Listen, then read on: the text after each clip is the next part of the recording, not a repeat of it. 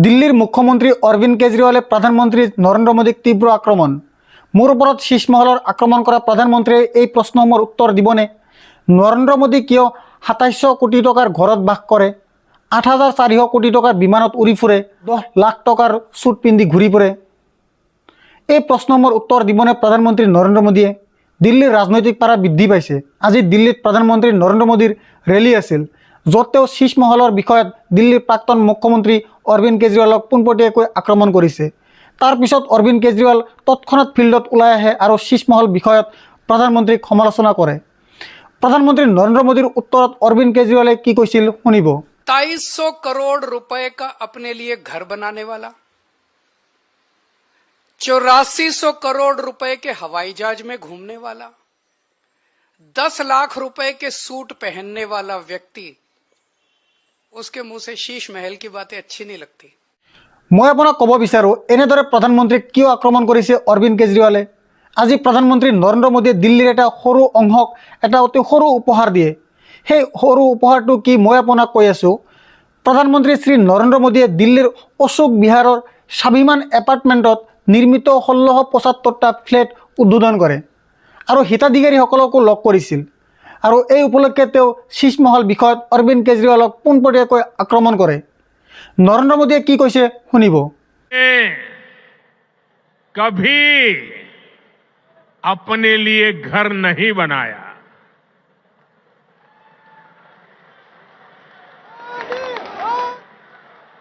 लेकिन बीते 10 वर्षों में 4 करोड़ से अधिक गरीबों के घर उनका सपना पूरा किया है।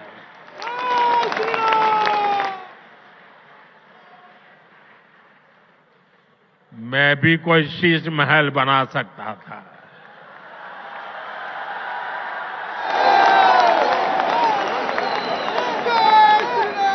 लेकिन मेरे लिए तो मेरे देशवासियों को पक्का घर मिले, यही एक सपना था। अरविंद केजरीवाले কৈছিল যে মাত্ৰ 16টা ফ্লেট যি গতিত প্ৰধানমন্ত্ৰীয়ে দিল্লীৰ লোকসকলক ঘৰ দি আছে, এনে গতিত চলি থাকিলে 200 বছৰ লাগিব তেওঁলোকৰ সংকল্প পূৰণ হ'বলৈ। प्रधानमंत्री नरेंद्र मोदीर घोषणार ऊपर अरविंद केजरीवाले की কৈছিল শুনিব। 2020 में प्रधानमंत्री जी ने दिल्ली के लोगों से कई वादे किए थे। 2020 के विधानसभा चुनाव में भी आए थे। ये बीजेपी का संकल्प पत्र है। इसमें कई सारी बातें लिखी हुई है। इसमें प्रधानमंत्री जी कह के गए थे 2020 में, साफ साफ इसमें लिखा है 2022 तक दिल्ली में सब लोगों को पक्के मकान दे दिए जाएंगे। ये इस संकल्प पत्र में प्रधानमंत्री जी ने बोला, 2020 में बोला उन्होंने। 2022 तक दिल्ली में सब लोगों को पक्के मकान दे दिए जाएंगे। 2020 से लेके 2025 तक आज प्रधानमंत्री जी 1700 मकानों की चाबी दे के गए हैं। इसके पहले कालका जी में 3000 मकानों की चाबियां दी थी, तो मोटे मोटे तौर पे 4700 मकान बनाए हैं 5 साल में। 4700 मकान बनाए हैं 5 साल में। दिल्ली में 4 लाख झुग्गियां हैं, 15 लाख लोगों को मकान चाहिए। 4700 मकान इन्होंने 5 साल में बनाए हैं। मुझे लगता है कि शायद 200 साल का प्रोग्राम बीजेपी ने बनाया है। ये संकल्प पत्र 5 साल का नहीं है, 200 साल का है। 200 साल भी इस रेट पे अगर 5-5 साल में 1700 मकान बनेंगे, तो ये जो झुग्गी झुग्गी में जाके कह रहे हैं पक्के मकान देंगे, तो अगले 1700 मकान जो हैं वो 2030 के चुनाव के पहले बन के तैयार होंगे, और शायद वो देने की जरूरत भी ना पड़े जिस तरह से ये झुग्गियां उजाड़ रहे हैं। আপুনি বুজিব লাগিব যে অৰবিন্দ কেজৰিৱালে কিয় খং কৰিছে। কাৰণ প্ৰধানমন্ত্ৰী নৰেন্দ্ৰ মোদীয়ে কৈছে যে যোৱা 10 বছৰ ধৰি দিল্লীত কোনো উন্নতি হোৱা নাই। প্ৰধানমন্ত্ৰীয়ে তেওঁৰ ষ্টাইলত কেনেদৰে অৰবিন্দ কেজৰিৱালৰ ওপৰত এটাক কৰিছিল শুনিব। हजारी जी को सामने करके कुछ कट्टर बेईमान लोगों ने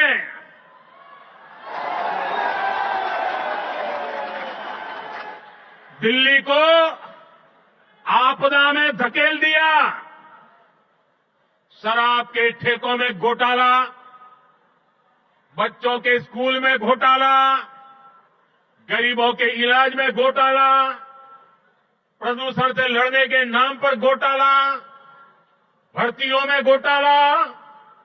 ये लोग दिल्ली के विकास की बात करते थे, लेकिन ये लोग आपदा बनकर दिल्ली पर टूट पड़ी है। ये लोग खुलेआम भ्रष्टाचार करते हैं और उसका महिमा मंडन भी करते हैं। एक तो चोरी, ऊपर से सीना चोरी।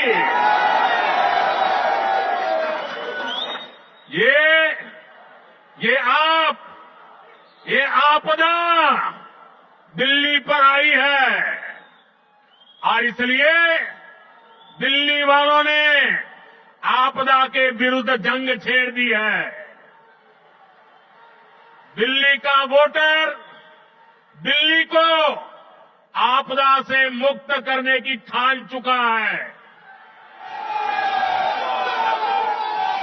दिल्ली का हर नागरिक कह रहा है, दिल्ली का हर बच्चा कह रहा है, दिल्ली की हर गली से आवाज आ रही है, आपदा को नहीं सहेंगे, बदल के रहेंगे। ইয়াৰ প্ৰত্যুত্তৰত অৰবিন্দ কেজৰিৱালে কয় যে এই দুৰ্যোগ প্ৰকৃততে ভাৰতীয় জনতা পাৰ্টিৰ ওপৰত আহিছে। অৰবিন্দ কেজৰিৱালে কি কৈছিল শুনক। 2020 में प्रधानमंत्री जी ने दिल्ली के लोगों से कई वादे किए थे। 2020 के विधानसभा चुनाव में भी आए थे।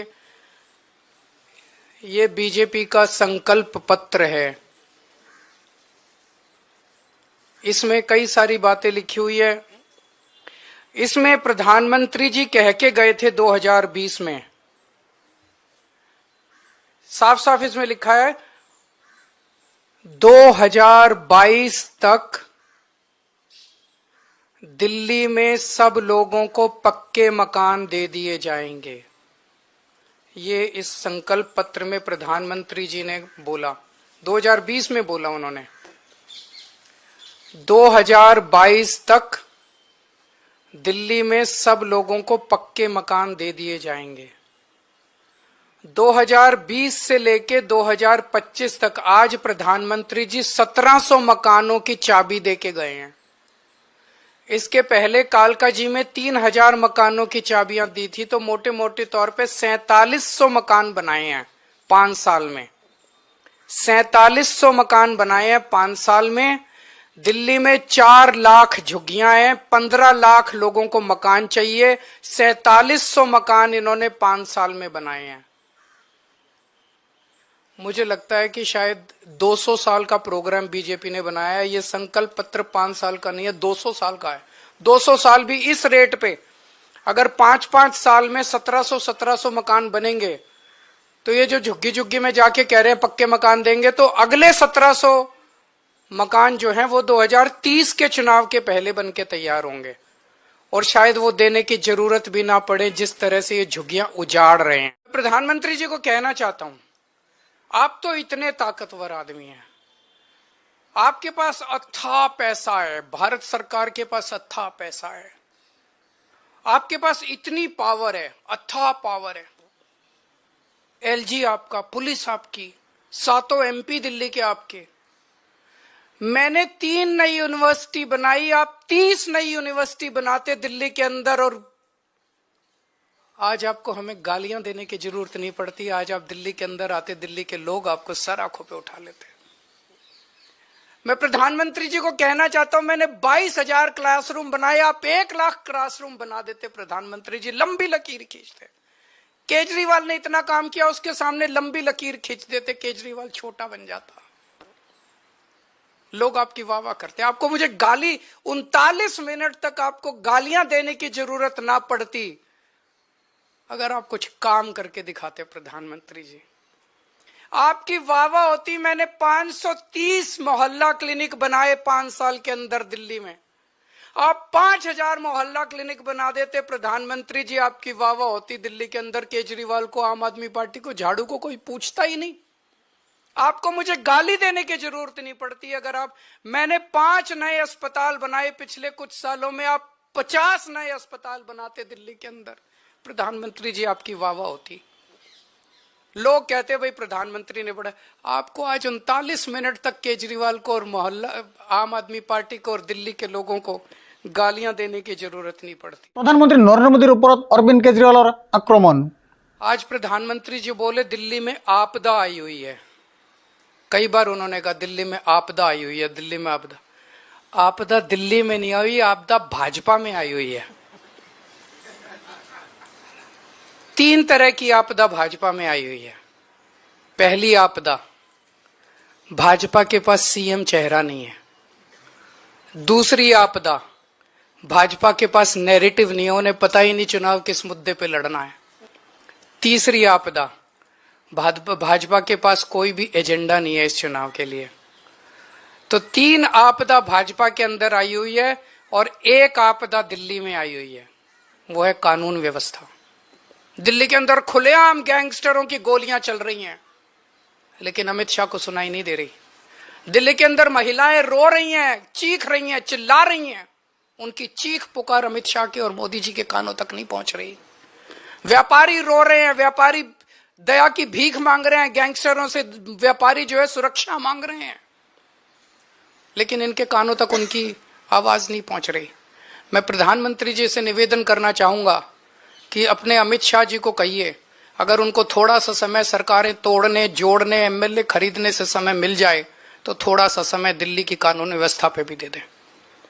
और जो काम दिल्ली सरकार कर रही है शिक्षा में, स्वास्थ्य में, बिजली में, पानी में, महिलाओं के लिए, बुजुर्गों के लिए, उस काम को लोग आपदा नहीं आशीर्वाद कहते हैं। গতিকে এক প্ৰকাৰে ক'ব পাৰি যে দিল্লীত নিৰ্বাচন অৰবিন্দ কেজৰিৱাল বনাম সকলো হ'ব, কাৰণ অৰবিন্দ কেজৰিৱাল এফালে আছে আৰু অস্তিত্ব ৰক্ষা কৰিবৰ কাৰণে, আনফালে ভাৰতীয় জনতা পাৰ্টি আৰু কংগ্ৰেছ। বিজেপিক প্ৰশাসনে সম্পূৰ্ণ সমৰ্থন কৰিছে, কংগ্ৰেছে দিল্লীত নিজৰ বংশ বৃদ্ধি কৰিবলৈ চেষ্টা কৰি আছে। এইকাৰণে আসনখন শীলা দীক্ষিতৰ পুত্ৰৰ হাতত আছিল, যাক অৰবিন্দ কেজৰিৱালে বহিষ্কাৰ কৰিছিল। তেওঁৰ পুত্ৰ সন্দীপ দীক্ষিতে একেখন আসনতে অৰবিন্দ কেজৰিৱালৰ বিৰুদ্ধে প্ৰতিদ্বন্দ্বিতা কৰিবলৈ গৈ আছে। আৰু আপুনি জানিব লাগিব যে সন্দীপ দীক্ষিতকো এই সময়ত প্ৰচণ্ড শৈলীত দেখা গৈছে। কংগ্ৰেছে নিজৰ স্তৰত উগ্ৰ হ'বলৈ চেষ্টা কৰি আছে। তেওঁ আনকি দিল্লীৰ মুখ্যমন্ত্ৰী আতিশী মাৰ্লেনাৰ বিৰুদ্ধে মানহানিৰ গোচৰ ৰুজু কৰিছে। আতিশী মাৰ্লেনাৰ মতে সঞ্জীৱ দীক্ষিতে ভাৰতীয় জনতা পাৰ্টিৰ পৰা ধন লাভ কৰি আছে। এনেধৰণৰ সকলো অভিযোগ উত্থাপন কৰিছে, অৰ্থাৎ কংগ্ৰেছেও ইয়াৰ স্তৰত উগ্ৰ হ'বলৈ চেষ্টা কৰি আছে। কংগ্ৰেছ ওপৰলৈ উঠিবলৈ কষ্ট হ'ব বহুত, কংগ্ৰেছৰ প্ৰত্যাহ্বানো বহুত কঠিন। আৰু বিশেষকৈ এইটো মনত ৰাখিব লাগে যে আম আদমি পাৰ্টি আৰু কংগ্ৰেছৰ একেটা ভোট বেংক, একেটা ভোট বেংকৰ বাবে যুঁজ দি আছে। অৰ্থাৎ যদি কংগ্ৰেছ শক্তিশালী হয়, আৰু আম আদমি পাৰ্টি দুৰ্বল হয়, তেন্তে বিজেপিয়ে জয়লাভ কৰিব। কাৰণ এই দুটা ৰাজনৈতিক দলে একেটা ভোট বেংকৰ বাবে যুঁজ দি আছে। নিৰ্বাচনৰ বাবে বেছি সময় বাকী নাই। আজি প্ৰধানমন্ত্ৰী শ্ৰী নৰেন্দ্ৰ মোদীয়ে নিৰ্বাচনী ক্ষেত্ৰত প্ৰৱেশ কৰাৰ লগে লগে পৰিৱেশ অধিক আকৰ্ষণীয় হৈ পৰিছে। আৰু বিশ্বাস কৰক, এইটো অনাগত দিনবোৰত অধিক ভয়ংকৰ হ'ব।